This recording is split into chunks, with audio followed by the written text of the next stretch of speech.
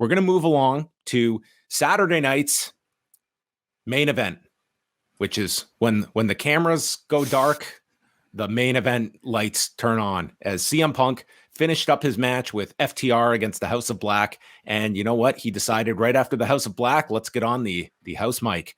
And with that, CM Punk proceeded to cut a promo on Hangman Page, calling him a peg warmer because his toys don't sell at the local Toys R Us. I guess CM Punk was undercover. He was like looking up like who sells merch at the local toy store. Well, they don't have Toys R Us's in the US and unfortunately anymore, but wherever they were selling toys. Thanks. Yeah.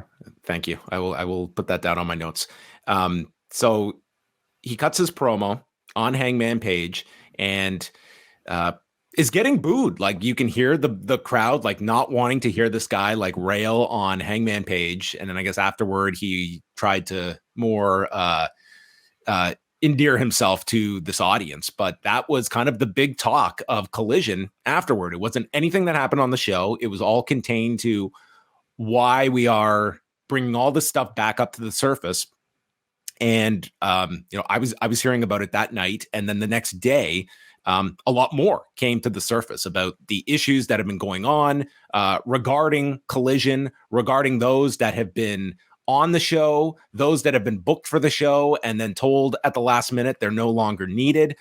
First of all, let's kind of just break this up, and then we'll get into some of the latter. But going to the promo itself, and like this is part of the issue that all of this was built upon was guys going out there. And in the case of Punk, like actively calling out Hangman Page in that promo last year, like this is all stuff that just fostered all of these problems. And here we are going right back to that thing. Now, this was not on live television, but nonetheless, like this is 2023. As good as live TV. This was going to be online in seconds, and it was. And this just blew up the next day. And to no one's surprise, it did. And just the idea that here we are, and anyone thinking this was just going to be drama free would have been kidding themselves. This was always going to be like these contentious issues, but now again, it has come onto your screen, onto your computer, and it's hitting you right in the face of these issues that have nothing to do with business, that are not. This is not leading to a match at All In. This is not leading to a match at All Out, but it is going to be the focus for another at least 24 hours. Sure. Yeah. It's got no effect on any immediate business, but do we have any sort of idea what CM Punk thinks it may lead to? At this point, like, is he simply saying these things because he's genuinely pissed off, or does he feel like he's trying to do somebody somewhere a business, promotional favor? Who knows what goes on like in that man's mind. He has really kind of, shown himself to be one of the more erratic, unpredictable figures in, all of professional wrestling. And the fact that he not only do we have this, story of this live dark promo to kind of discuss, but all these other stories following that really seem to continue to make this story just completely more bizarre and that much more interesting. I think it calls a lot of attention to all the issues that existed leading up to all out last year. And I think something like this, if all these reports are to be true, believed to be true, or at least even partially true, it tells you a lot about how much might have been addressed in the meantime and how much might have been fixed in the meantime. And that answer would probably be not much. Okay, so I've taken portions of the reporting that has been out there and some stuff that had been conveyed to me as well. So this is from Wade Keller at Pro Wrestling Torch. So coming out of Saturday, one of the other, quickly after this promo, there began, a discussion about Ryan Nemeth, who was apparently booked for Collision and then told at the last minute he was no longer needed for the show. And then from there, it came up about an issue that Punk and Nemeth had back on the June 21st Dynamite. This was the lone Dynamite that Punk has been on since coming back, which was in Chicago the week going into Forbidden Door.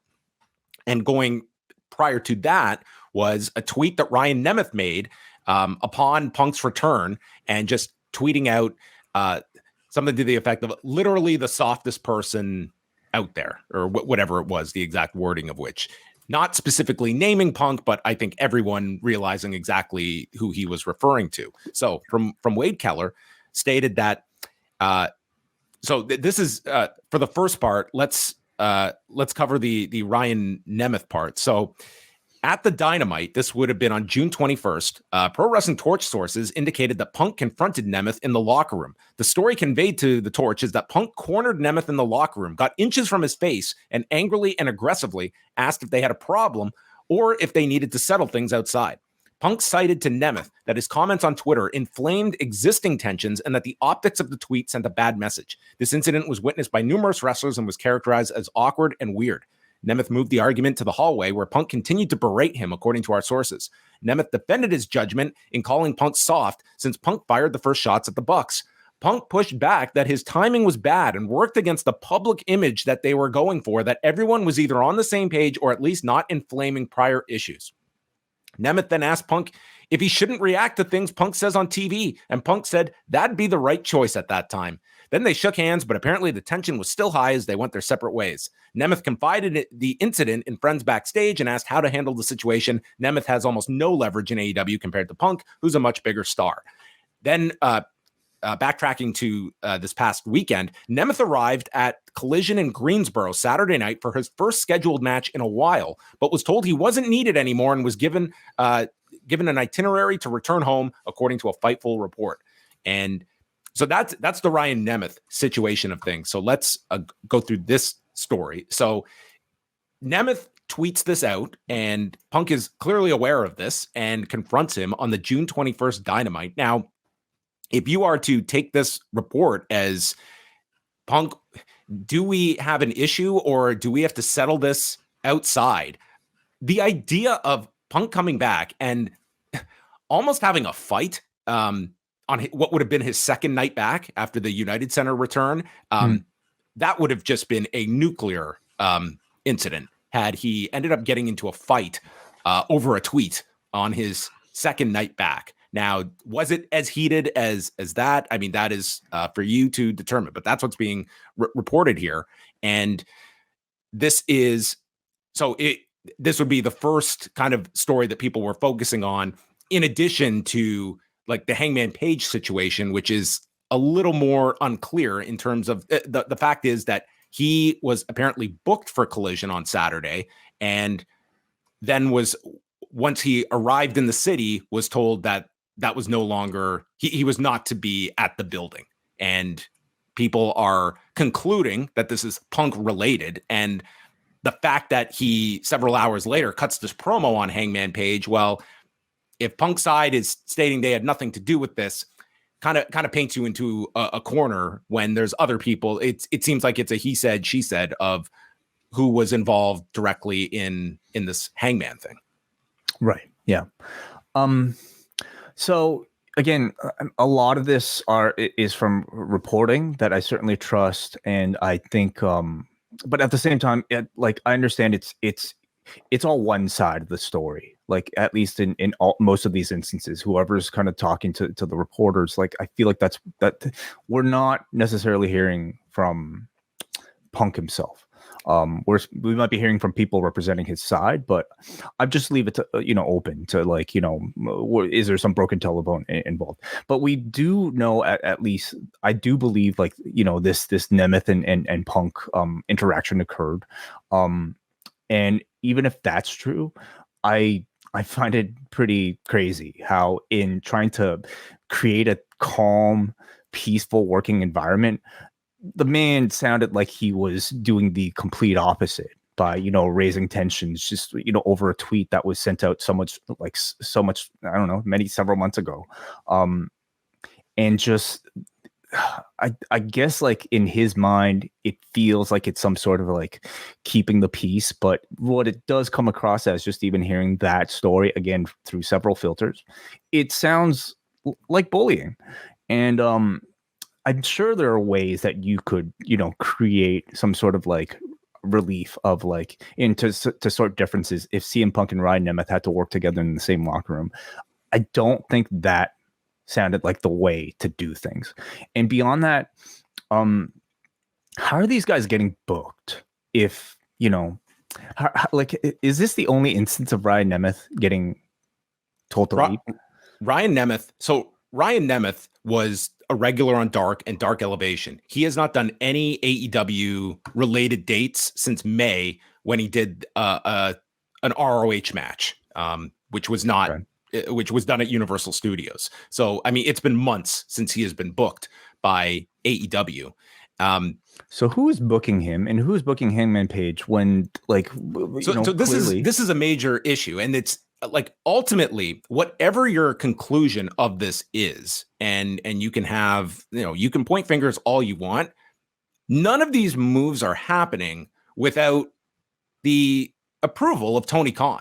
Like, the buck stops with Tony Khan, and you would think, yes. Well, these are ultimately, like, this is his company, and if somebody is, stating, I don't want this person here, that ultimately has to be approved. To me, it takes a different level of, it's just a different level of complexity when we're getting to the point. It's one thing that you're sitting at home and you may not know why. It's quite another when you are literally being told to be at TV and you are traveling to that destination, and when arriving told, sorry, we don't need you. And you can't even come to the building. You can't even enjoy the catering. Like, you are not even getting on television like Ronda Rousey to deliver 3 words first before you have to go back and travel home. So, like, the frustration level, if you are on the receiving end, I would imagine is at a 10. If you've missed a whole travel day, you've got, you're leaving, you're like, you are just showing up to work and are being told not to work. That's a frustrating issue of this. Now, I'm going to add, this was the final paragraph on the Torch story, that when Punk first returned, So Punk otherwise has received good reviews for his leadership behind the scenes. He is fiercely protective of Collision being a low drama environment, which is why he doesn't want wrestlers he perceives as disloyal or too closely aligned with the elite crew to be backstage at Collision. He sees Collision as his show and his chance to provide the type of leadership that he is critical of the executive vice presidents not providing on Dynamite. But that has extended to Punk having essentially veto power over who can be present backstage at Collision events. He wants the show to be so drama-free that he's willing to get on the low mic drama and low directly drama call out Hangman Page to an entire audience. Yes. Listen, I don't doubt that there is no way to just have one answer for this. I am sure you could survey people in AEW and there are going to be differing views on CM Punk. I am sure there are many that do see him as a leader that may side with the fact that, why is this guy tweeting something about our top star? It's just causing problems. The point being that when this guy is allegedly setting out this edict of we want a low drama environment, and then you break your own edict on a microphone for what? For what? For a cheap pop? For all that comes with this? Like, how can you lead by example when you're going out on television, and not even for the first time? Like, this guy has now gone on television and literally called out Hangman Page to fight and made him look like a coward.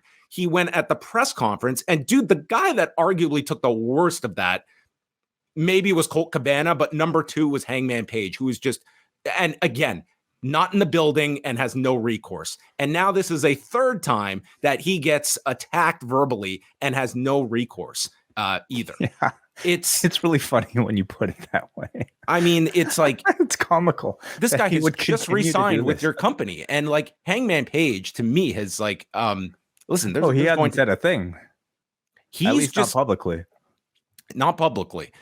He has not. Now, so further to this, beyond Nick Nemeth and Hangman Page, we go to others that apparently have been told, like, similar, getting to Collision and being told they are not needed. So Nick Hausman from House of Wrestling wrote that House of Wrestling has confirmed that at least 2 of these men not being backstage at Collision stem from issues with CM Punk. Notably, Christopher Daniels' involvement in the post-AEW all-out altercation was specifically portrayed to us as the reason that Daniels is not at Collision.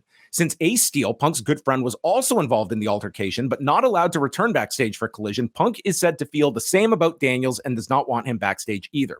We have not heard anything in regard to Punk asking to have Page or Hardy not be present at the Greensboro Coliseum for the taping. However, we were told that Punk's post-collision promo comments about Page did not come across how he would have liked them and that he felt bad about them afterward. At this time, the Elite and Punk have not met to bury the hatchet, but it sounds like Punk is keeping the door open to that possibility. So how that very much sounds like this is coming from the Punk How did you mean the promo to come across? This is what I really want to know. He meant to say he moves merch at the speed of light. This guy is a valuable player for years to come, and it's a bargain that we got this guy for multi-years with this upcoming deal. I have no idea how he intended this to come across, but it was if he comes out and issue like I have no idea. That one was, if that's true. I mean, the man is just like he's just a moron. You know, like he's a guy who clearly has issues thinking before he speaks into a public microphone. Like what did he intend at all? And like if this Chris Daniels Ace Steel thing is true, that's the pettiest shit I've ever heard, because you're gonna ban my guy, I'm gonna ban your guy. Let's be clear. Christopher Daniels is your head of talent relations. Like that is an ultimate, and that to me is Christopher Daniels is maybe the one that is I'm seeing getting like the least focus, but that to me tells me like the power game that ability is there to withhold your head of talent relations. And listen, you can lay blame across many parties. I don't want this to come across as like this is all on one person, the all-out brawl, but Christopher Daniels, from all accounts, was in there to break things up in his role. And this man was not accused of biting anyone. This guy was not accused of being an aggressor in any sense. So I don't look at all of these examples. I don't look at him and Ace Steel as like equals on opposing parties at all. If anything, like Daniels was in his role as head of talent relations as a fight is breaking out. And the fact, again, that this comes back to that if Daniels, your head of talent relations, cannot enter his building that he works at, again, like that comes down to like if Punk is pushing this and he is not being told from above that, no, you cannot do that, then it's like that means he's allowed to do it. That means he clearly has like, jurisdiction. If you're turning a blind eye to this, or this is not being, you're not putting your foot down, you're ultimately telling him that you are within your parameters to do this. And he, in his mind, I don't believe this is some guy that is trying to concoct some evil scheme. I think he has a real honest belief of what he wants this locker room to be made up on. And I think he has a very clear picture of who he wants and who he does not want. And it's for the good of this company. But at the same time, it is like he is being given, I think, a lot of leeway. And it seems that the Daniels and Ryan Nemeth, those are the ones that are not being disputed. And from the latest Observer update today is that the not being disputed that they are CM Punk calls. This is from Dave Meltzer's update today. The CM Punk camp has claimed that they did not get Adam Page or Matt Hardy, who was another name thrown out here, booted from recent Collision shows. But a number of reports said he did so with Christopher Daniels, who is head of talent relations. Others have claimed he did with Page and Hardy, and much of the locker room believes that.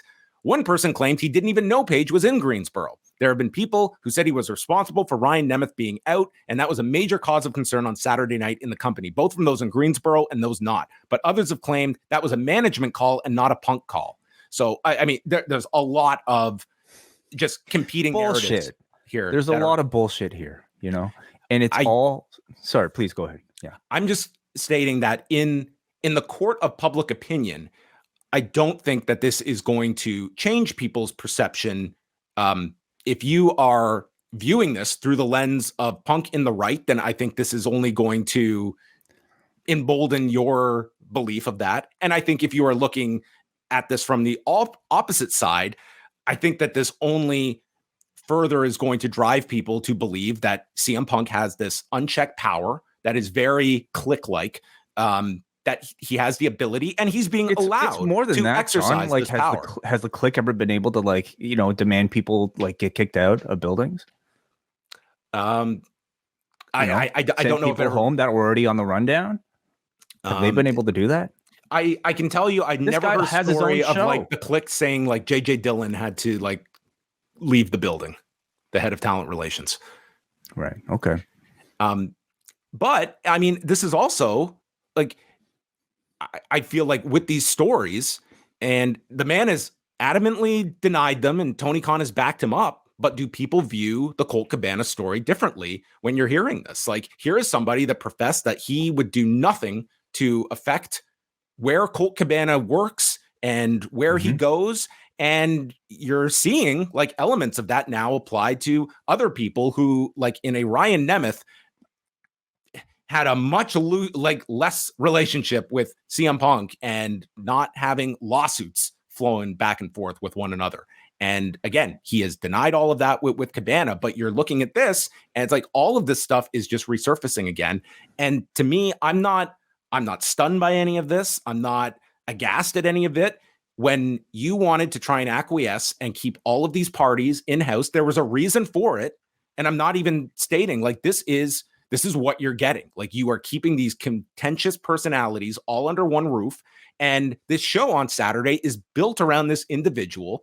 And this is somebody who is going to exercise that power. And this is an industry where there's few that ever have power that they can truly utilize. Like, there are going to be those that are going to applaud somebody for having this kind of sway within a company and using it to, in his mind, the benefit of this show to this company.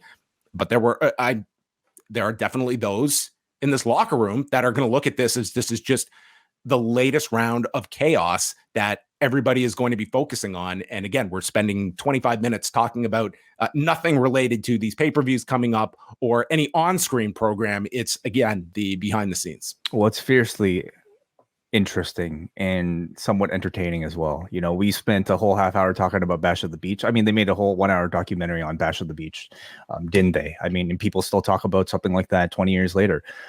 That that doesn't mean it's good for business. And I don't know if this is, John, because I don't think this is good for. I don't think this adds any interest to the on-screen product. I don't think. Listen, is there a day you might see a match a year from now? This stuff is not going to enhance any of this. If anything, this is. I think it makes the company look like shit, dude. Like, I mean, it makes Tony Khan look terrible. The fact that all these stories are out and they're and he commented when he was asked today. He was on the Battleground podcast. Yeah. Listen, there is a desperate need for on the record responsibility and ownership of these stories. Yeah. So, I mean, the man has had a year to fix this. Speaking of Tony, he's had a year to fix these issues. And granted, this is, you know, probably a very complicated person, set of people and a set of egos that you have to deal with. That probably won't be easy. But has anything improved in the last 12 months? You can argue they're worse because you've given the guy who many people perceive as the instigator that much more power to do whatever he wants with this show that is entirely held onto him and his star power. So God, like, would you risk that relationship if it came down to putting your foot down and he would threaten to walk? I'm not saying so when are the negotiations for a Collision? For those, I mean, it's going to be like concurrent with like Dynamite, so which is expected to be we have end of 2024. Okay, because I would suggest using him for all his name value is worth just to get that contract, and then just if the guy's still not in line, man. Cut bait at this point. Yeah, but, and I don't mean to belittle or make this seem like this is some easy fix. Like, if I was in that position and there was the threat of losing this guy on my Saturday night show, yeah, like, stars are going to have more leeway. Anyone pretending that isn't a reality is kidding themselves. Yeah, but to what extent? You know, like, I don't see this ever happening in the WWE right now, ever. Okay. Like, because the company, and this is good and this is bad, but the company is bigger than any single person. If Roman Reigns had a fit and wanted somebody out of his locker room, okay, maybe they'd acquiesce to that. But to have like a guy come out, go on a live microphone, berate half the locker room, and then just continue to like go on, like, even in a dark match, or sorry, a post show promo, call somebody out, that stuff doesn't go unpunished. And that stuff is certainly not rewarded with more power. Like, this is crazy that we're even talking about this. I mean, you can argue the guy that has pushed his weight the most has been like a Brock Lesnar, and it's been a very effective tool for him in terms of, like, In not what to way? this degree. Push his weight Somebody, how? somebody that has just been, that has. Who's he gotten fired? He hasn't gotten anyone fired. CM Punk has not gotten anyone fired. Okay, but who has Brock Lesnar, I guess, got? There's not an equivalent to what we're seeing here. And again, a lot of this is going to be like disputed, I think, to say the least, on the Punk side, and have this. But it's clear, like, I think, like, all sides are being represented in a lot of this reporting. I don't think this is like this is clearly not just a pocket.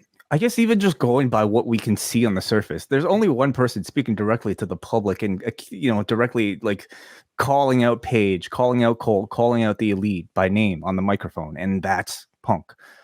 I mean, I guess you could make the argument, like, okay, is it better to say something live in front of the public or to say it to reporters behind people's back? I think it's. I can only speak. How about you go on the record tomorrow and just put out your whole story? Well, this is what's happened. This is not what's happened. This is accurate. This is not inaccurate. This is my reasoning for this.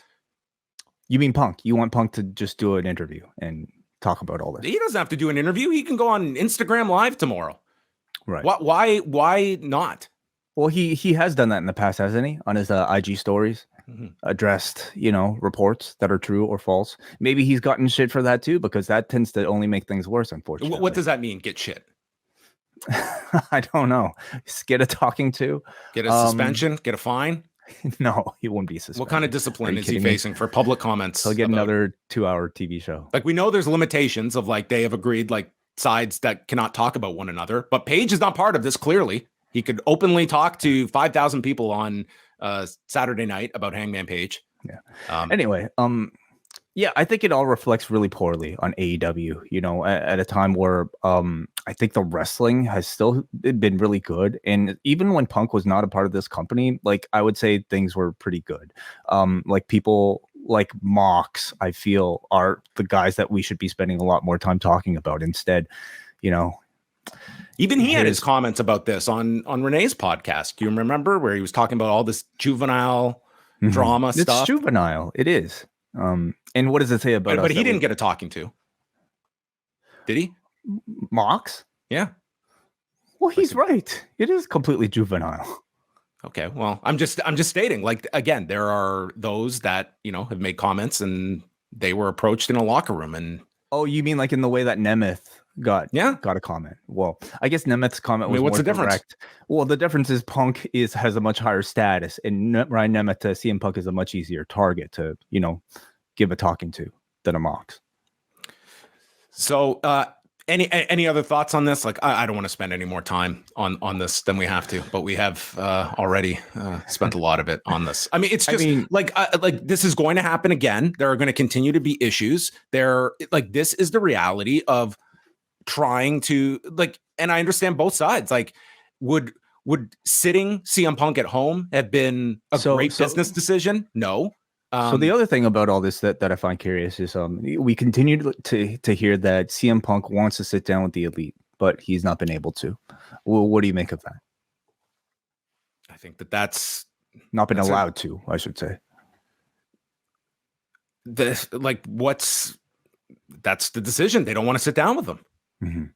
Like, you could argue, like, if like, I can't get into Tony Khan's head. Like, what is his objective? Is his objective to get these guys to work together, or is his objective for these guys to coexist on separate shows? His objective on separate shows. Why? If that's all I want, I don't want. His objective is to make as much money as he can. Okay, and I would say that at this point, if this is Punk's way of trying to work towards that, I would say he's failing miserably at the chance of rebuilding that to the idea. Like I don't get the sense like this is going to suddenly his phone is going to ring and here's Hangman with 5 weeks of TV in mind. Yeah, it's just really strange that they would get as far as to like book certain talents to come and then just maybe at the last minute, get them like shoved away. That's a lot of wasted, air miles and a lot of wasted time for a lot of people. At the very least, like, okay, let's make it clear, like who is going to be on this show and who's not going to be on this show, and we're not going to book people for these shows, and we're not going to send them to travel, Ryan Nemeth from California to Greensboro, and then send them on a plane back home. It just seems to indicate a lot of disorganization. A lot of maybe lack of structure, lack of official sort of rank as far as like who's actually in control versus who isn't. And again, makes the company look bad.